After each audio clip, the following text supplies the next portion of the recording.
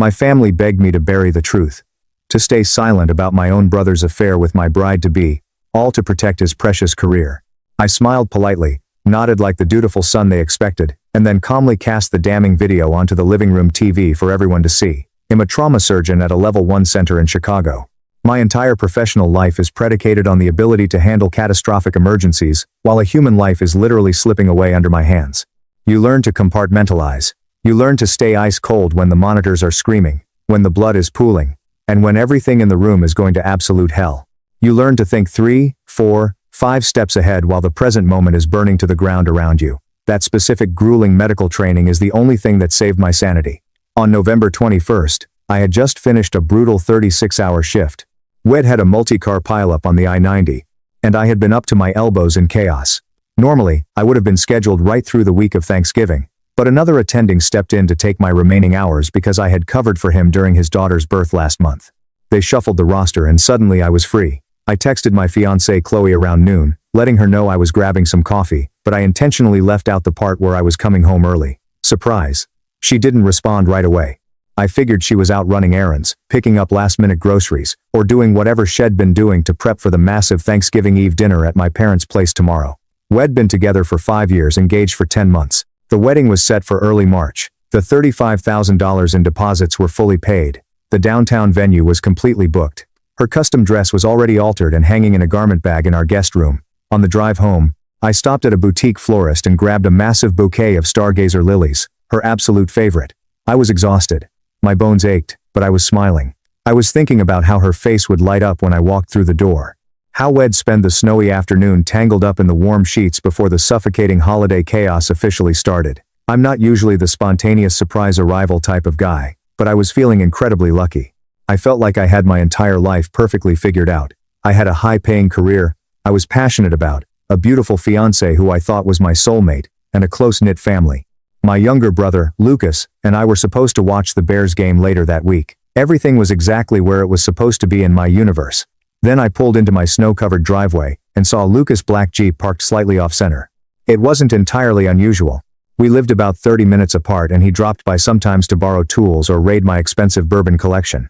I figured maybe he was helping Chloe move the heavy antique dining table or hanging the exterior holiday lights I hadn't gotten around to. He was supposedly that kind of reliable, helpful brother. Or so I foolishly thought. I unlocked the front door as quietly as possible, hoping to jump out and scare them. The house was dead quiet. No TV echoing from the living room. No Spotify playlist humming from the kitchen speakers. I almost called out, "Chloe, Lucas." But something stopped me. Then I heard it. It was faint, drifting down from the second floor. It wasn't talking. It was a rhythm. A heavy rhythmic creaking of the floorboards accompanied by muffled, breathless sounds. My stomach plummeted into a bottomless abyss, but my brain instantly snapped into trauma bay mode. Assess, verify, respond, contain the hemorrhage. My heart rate actually slowed down. I placed the lilies silently on the entryway console table. I took off my boots so I wouldn't make a sound. I walked up the carpeted stairs, each step slow, deliberate, and entirely silent. The master bedroom door was cracked open maybe 6 in. The hallway was dark, but the afternoon winter sun was streaming through the bedroom blinds, illuminating the room perfectly. And through that 6-in gap, I saw everything I would ever need to see for the rest of my life. Lucas, Chloe, my bed, our bed, the bed I had purchased when we moved in together. They didn't notice me. They were completely violently wrapped up in each other. I didn't make a sound. I didn't gasp. I didn't push the door open and start screaming. I didn't announce my presence like some dramatic character in a soap opera. I just reached into my pocket, pulled out my phone, opened the camera application, and hit record. I stood there like a ghost, and recorded 90 seconds of high-definition 4K footage. Faces were clearly visible. The audio was sickeningly clear. There was absolutely no possible ambiguity about what was happening, who was doing it, or where they were doing it. The camera perfectly captured Lucas' distinct tribal tattoo on his left shoulder blade. The stupid matching one we had gotten together on a drunken trip to Cabo 5 years ago. It captured Chloe's, hand gripping the headboard, the diamond engagement ring. I had spent 3 months' salary on catching the afternoon light. I recorded it all. I let the evidence solidify. Then I backed away down the stairs past the lilies, out the front door into the freezing cold, back into my car. I sat there, parked half a block down the snow-lined street for maybe 20 minutes. I left the engine off. The freezing temperature creeping into the cabin matched the ice in my veins. I kept expecting the blind rage to hit me. I expected to punch the steering wheel. to scream until my throat bled, to break down into hysterical tears, but nothing came. All I felt was a terrifying crystalline surgical clarity. I watched the video once to ensure it wasn't a hallucination. Checked the timestamp. 2:14 p.m. Verified the faces were undeniably clear. I immediately backed the file up to 3 separate secure cloud accounts right there in the freezing car. I emailed a copy to a secure secondary address. Then I opened my messages and texted Chloe. Hey babe, the pileup was worse than expected. Shift got extended. I'm so sorry. But I won't be home until tomorrow morning. See you at my parents' place tomorrow afternoon for the Thanksgiving Eve dinner. Love you so much. She responded 8 minutes later. Oh, no. You work so hard, baby. Please get some rest when you can. I miss you already. I'm just cleaning the house and getting things ready. Can't wait for tomorrow. Lucas texted me 35 minutes after that. Yo, bro. You around this week? Thought we could catch the game and grab some beers. Let me know. I sat in the freezing car and stared at both messages. Then I looked at the video, still minimized on my screen. They had absolutely no idea I knew. They had no idea I had been standing 3 feet away from them. They had no idea what kind of digital nuclear weapon I was currently holding in my hands. And I had exactly 28 hours before the massive family Thanksgiving Eve dinner, where both of them would be sitting at my parents' mahogany dining table. They would be playing Happy Family, passing the gravy, and looking me dead in the eye like they hadn't just destroyed my entire universe. I had 28 hours to decide exactly how I wanted to systematically burn their worlds down to the foundation. I started the car, pulled away from the neighborhood I thought I'd raise kids in, and drove to a high-end hotel across the city. I checked in under my name, paid in cash, requested a late checkout, and sat on the edge of the king-sized bed with my laptop open. The video was uploaded. The backups were secure. Lucas sent another text. Bro, you good? You're being weirdly quiet. Lol. I looked at my phone at his message at Chloe's red heart emoji still sitting right on my lock screen. Then, in the silence of that sterile hotel room, I smiled for the first time since I'd walked through my front door. I wasn't the one who needed to be worried about being good. They were. They just didn't know the countdown had already started. I spent the entire morning in that hotel room doing what I do best, prepping the operating room for a massive bloody procedure. Surgeons don't improvise. We run checklists. We anticipate complications. We ensure all instruments are sterilized and ready. So, I made a checklist. Evidence secured. Check. 4 separate cloud backups, plus the original raw file on my phone. Timeline documented. Check. I spent 4 hours going through 8 months of text messages, cross-referencing my grueling hospital schedule with their messages. I screenshotted every single time Lucas said he was busy with work or Chloe mentioned she was running errands or going to a yoga class. The patterns were sickeningly obvious now. Every alternating weekend when I was on call at the hospital that weekend in September when I flew to a medical conference in Seattle and she claimed she was having a girls' weekend in the city. Lucas had posted a photo of a cocktail at a bar exactly 4 blocks from my house. That same night, it had been going on for at least 6 months, maybe the entire 10 months we'd been engaged. At 10 a.m., I called a guy I knew from my undergrad years who had gone into aggressive family and property law. I paid his emergency consultation fee over the phone. We had a crisp 30-minute conversation. The house, it was 100% mine. I bought it 3 years before Chloe and I even met. Her name was nowhere near the deed. The $12,000 engagement ring legally, a conditional gift in our state. If the wedding doesn't happen, the ring returns to the purchaser. If she didn't hand it over voluntarily, I could sue her for the full value plus legal fees. The video completely 100% legal. It was my house, my mortgage, my bedroom, my security. There was no expectation of privacy for trespassers committing adultery in my domicile. Do what you need to do, the lawyer said. You hold all the cards. You are completely insulated. I showed up to my parents' massive suburban house at exactly 5 p.m. My mother's house always smelled overwhelmingly like roasted turkey, sage stuffing, and cinnamon during the holidays. A wave of intense childhood nostalgia hit me for about 3 seconds before I remembered the exact reason I was walking through that door. Lucas' Jeep was already parked in the driveway. So was Chloe's white sedan. I walked in carrying a bottle of wine, acting like absolutely nothing was wrong. My heart rate was a steady 60 BPM, ice cold. Chloe was in the kitchen with my mom, wearing a cute floral apron, laughing loudly about some family joke. She saw me, and her entire face lit up with fake joy. She crossed the kitchen, wrapped her arms tightly around my neck, and kissed me deeply. I missed you so much, baby. I was so worried about you in that storm, she cooed. I kissed her back. I forced my lips to curve into a smile. Missed you, too. Glad to be here. Lucas came strolling out of the living room holding a craft beer. He clapped me hard on the shoulder. There he is, the lifesaver. I thought you were going to be stuck at the hospital, man. Wouldn't miss Thanksgiving with the family, I said smoothly. I looked him dead in the eyes. Family is everything, right, Luke? Damn right, bro. He grinned, taking a sip of his beer. I watched them like a hawk through the entire dinner. The table was packed. My parents, my aunt and uncle, my cousin, Lucas, Chloe, and me. Lucas told some exaggerated story about his corporate finance job, and everyone chuckled. Chloe kept resting her hand on my thigh under the table, playing the role of the devoted, perfect fiancé to absolute perfection. My mother kept gushing about the upcoming wedding, asking Chloe if she had finalized the floral arrangements and the seating chart. I played along flawlessly. I nodded. I smiled. I chewed the dry turkey. I answered their mundane questions. My dad asked about the hospital. I told him about the pileup, the surgeries, the chaos. It was a completely normal conversation, a completely normal, joyful holiday night, except I kept my right hand resting in my pocket, my thumb hovering over my phone screen. After dessert was cleared and the coffee was poured, I stood up from the table. I tapped my spoon against my coffee mug. Hey, can everyone just head into the living room and sit down for a minute? I need to share something with the family. It's important. My mother looked thrilled, probably thinking I was announcing a pregnancy. Oh, of course, honey. Everyone into the living room. Once they were all seated on the couches, I walked over to the massive 75-inch smart TV mounted on the wall. I'm going to cast a little video to the screen real quick. I announced, "What is this?" A slideshow of the engagement photos. My dad asked, adjusting his glasses. I didn't answer. I just connected my phone to the TV's casting network, maximized the file, and hit play. The video started instantly. The volume on the TV was set to 40. The audio hit the room first. The unmistakable rhythmic creaking of my bed frame, the breathless explicit moans, then the crystal clear 4K visual flooded the massive screen. Lucas back, the tribal tattoo, Chloe's face completely visible over his shoulder, her eyes closed in ecstasy.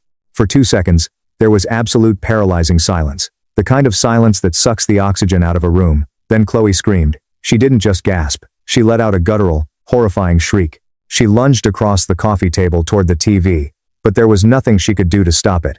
Lucas went completely deathly white. He stood up so fast his knees hit the coffee table, sending mugs crashing to the floor. Turn it off. Turn it off. Sit down, I commanded. My voice didn't shake. It didn't rise. It was the exact same voice I used when giving orders to nurses over a bleeding artery. Cold, absolute. The video played for a full 30 seconds, echoing through the suburban living room before my father finally scrambled for the TV remote and frantically mashed the power button. The screen went black. The silence that followed was heavier than a collapsed lung. Then the chaos erupted. What the hell were you thinking? That was my father, but he wasn't looking at Lucas. He was looking directly at me. Me? I asked, tilting my head. You recorded them. My mother shrieked, her face flushed red with fury. In your own home? That is illegal. That is a gross invasion of privacy. I stared at her, genuinely struggling to comprehend the sheer audacity of her reaction. Mom, they were explicitly having sex in my bed, in my house, while I was at the hospital saving lives, and you are currently screaming at me for recording the evidence of it. Lucas started crying, actually genuinely sobbing like a child. He dropped to his knees. I'm sorry. I'm so sorry. It just happened. We were drunk. We didn't mean to. What? I cut him off, my voice slicing through his pathetic tears. Didn't mean to sleep with my fiancée. Didn't mean to do it in my bed, or didn't mean to get caught on camera. Don't you use that aggressive tone in this house.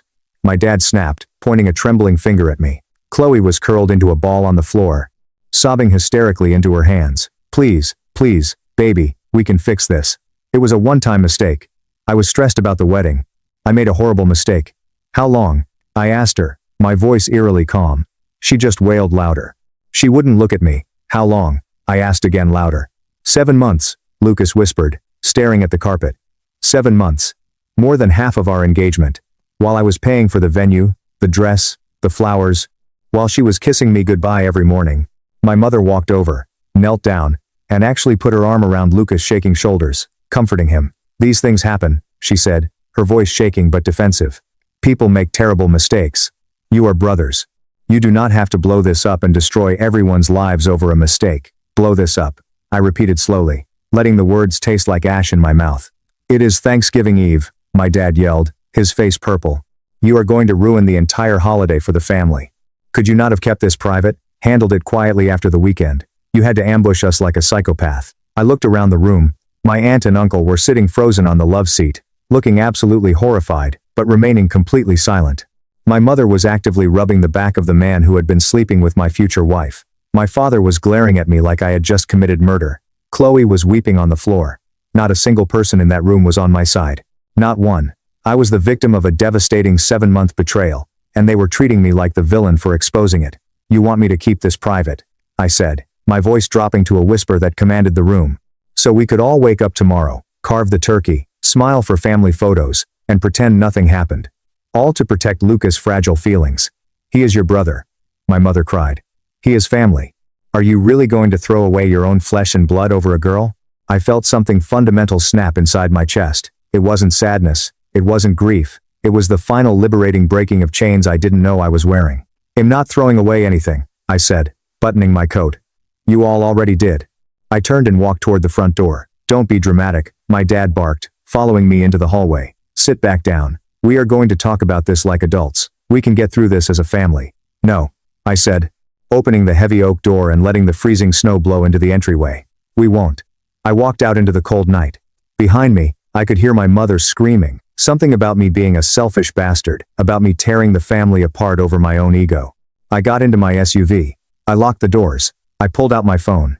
I opened the brand new public social media account I had created that morning. The video was already queued up. The caption was already written. November 21st. 2:14 p.m. My brother, Lucas, and my fiancée, Chloe, in my bed in my house, while I was working a 36-hour shift at the hospital. They've been doing this for 7 months. My parents just told me to apologize for upsetting the family. Happy Thanksgiving. I had all the tags ready. Lucas' profile, Chloe's profile, Lucas' corporate finance firm, Chloe's graphic design agency, a dozen of our mutual friends, my aunts, my uncles, my cousins. All I had to do was press one button. My phone buzzed. A text from my dad. If you do something stupid and embarrass publicly, you will regret it for the rest of your life. Come back inside right now. I stared at his message. I stared at the dark snow-covered house where I had grown up. I realized I had absolutely nothing left to lose. They had already meticulously stripped me of my future, my partner, my brother, and my parents' love. My thumb hovered over the screen. I pressed post. I didn't hesitate. I didn't second-guess it for a fraction of a millisecond. I watched the blue progress bar shoot across the screen. Upload complete. I locked my phone, tossed it onto the passenger seat, drove back to my hotel, ordered a $60 steak from room service, and slept deeper and better than I had in a decade. I woke up at 8 a.m. to exactly 412 notifications. I didn't read a single one of them. I put my phone on Do Not Disturb and started executing the rest of the checklist. First call, the wedding venue. Hi, this is regarding the March 12th booking under my name. I need to cancel the entire event. The coordinator gasped. Sir, that is less than 4 months away. Per the contract, you will lose the entire $14,000 deposit. I am fully aware. Cancel it immediately. Send me the confirmation email. I hung up. Next call. The luxury caterer canceled. Lost $4,500. The florist canceled. Lost $2,000. The photographer, the DJ, the string quartet, all of it erased. I systematically burned through $28,000 in non-refundable deposits in exactly 45 minutes. I didn't feel a single ounce of pain. It was the cheapest tax I could have possibly paid to buy back the rest of my life. Next call, an emergency 24-hour locksmith. I need every single lock on my property changed today. I know it's a holiday. I will pay triple your emergency rate. 2 hours later, I met him at my house. Chloe's car wasn't in the driveway. She was probably still at my parents' house weeping into my mother's lap about how cruel I was. I stood on the porch in the freezing wind, watching the locksmith drill out the old deadbolts, handed him $800 in cash, and collected my shiny new keys. Chloe had a key to my sanctuary. Not anymore. Next stop. The bank. 8 months ago, Chloe and I had opened a joint savings account for the wedding and our future honeymoon. We had both been auto-depositing funds. I had contributed roughly $32,000. She had put in exactly $6,500. I walked into the branch, bypassed the tellers, sat down with the branch manager, and had myself completely removed from the account, but only after legally withdrawing every single cent of the $32,000 I had deposited. I left her $6,500 sitting there. It was her money. I didn't want a dime of it. But while I was sitting at that mahogany desk, I handled something else. 2 years ago, my dad's contracting business had hit a severe financial rough patch. He had come to me hat in hand, asking for help with his mortgage, just until things stabilize. I had been paying it ever since. $1,800 a month auto-drafted from my primary checking account on the first of every month, over $40,000 in total. I need to cancel a recurring transfer, I told the banker. She pulled up my profile. The $1,800 transfer to the joint account ending in 4492. Are you sure? It's scheduled to process next week.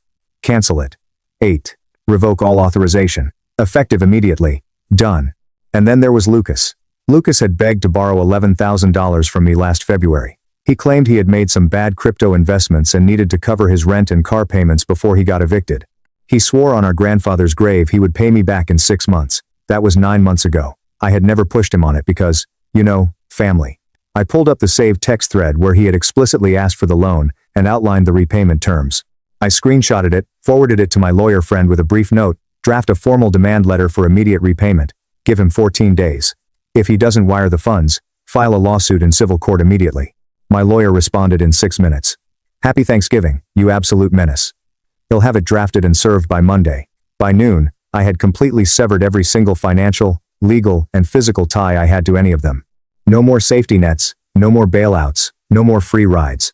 My parents wanted to choose Lucas over me. Fine. They could financially support him. I went back to my hotel room, ordered a coffee, and finally opened my social media on my laptop using an incognito browser.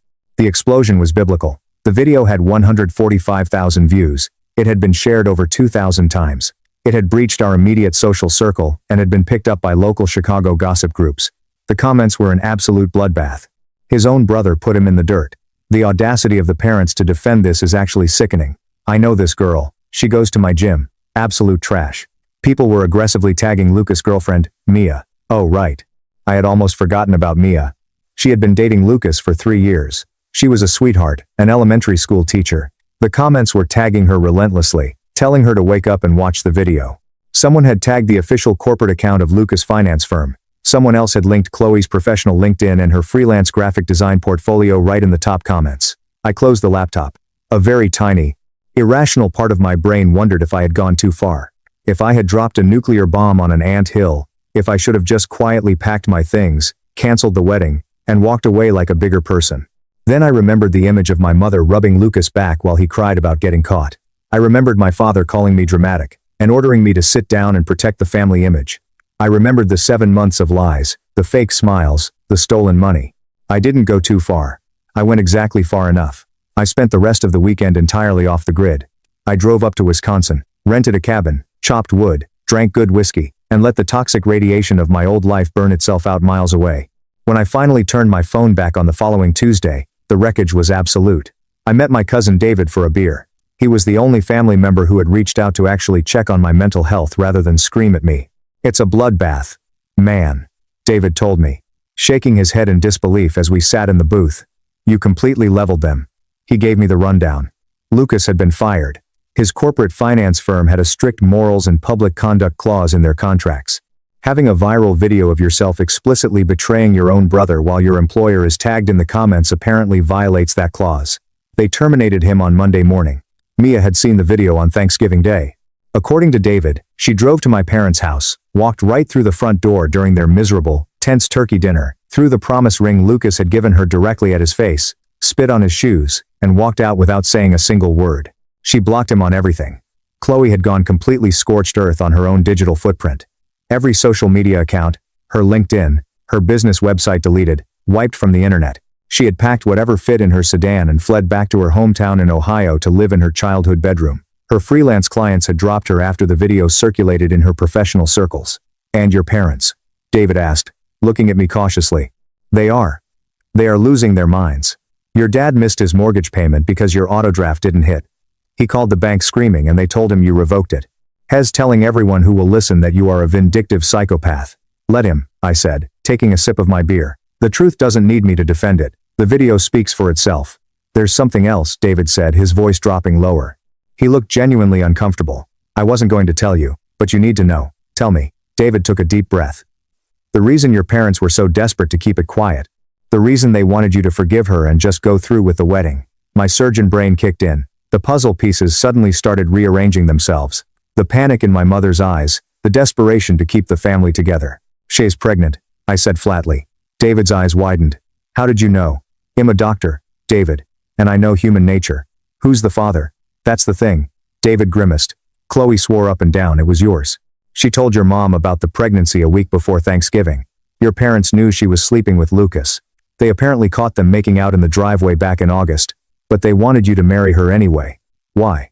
I asked, though the sickening realization was already washing over me. Because you're the doctor, David said softly. You have the house, the massive salary, the stability. Lucas is drowning in debt and borrows money from you. If the baby was Lucas, he couldn't afford it. Your parents couldn't afford to help him. They wanted you to marry her, claim the kid, and financially support it, regardless of whose it actually was, to save the family from the scandal and the financial ruin.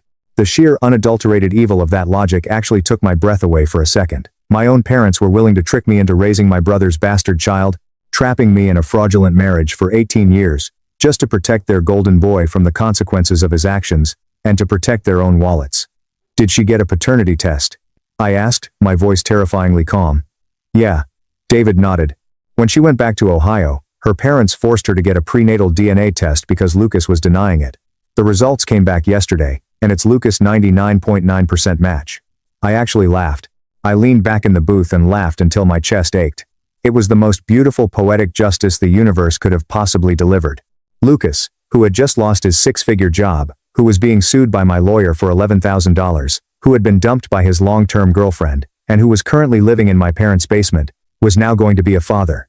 And my parents, who had tried to manipulate me into funding this disaster, were now going to have to financially support their unemployed son, his arranged baby mama in Ohio, and their new grandchild, all while suddenly having to pay their own $1,800 mortgage that I had just cut off.